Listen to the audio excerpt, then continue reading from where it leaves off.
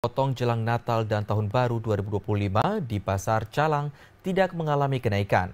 Saat ini para pedagang menjual ayam potong seharga Rp55.000 per ekornya.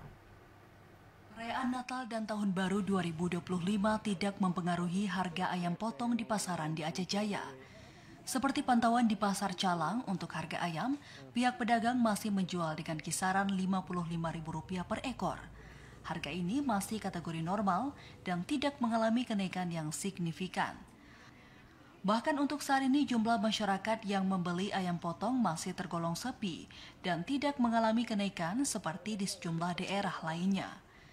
Salah seorang pedagang ayam, Ade, mengatakan, untuk permintaan ayam potong di Calang masih normal, karena saat ini kebanyakan yang membeli hanya dari rumah makan. Sedangkan untuk permintaan warga belum mengalami peningkatan. Menurutnya, stabilnya harga ayam saat ini karena pasokan masih aman dan lancar. Para pedagang memprediksi harga jual akan tetap stabil hingga minggu depan jelang Tahun Baru 2025. Harga ayam masih normal, 55.000 per ekor. Untuk penjualan lebih banyak ke warung-warung.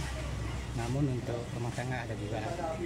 Harga 55.000 sudah bertahan dari mungkin 5 bulan yang lalu sampai hari ini masih stabil harganya.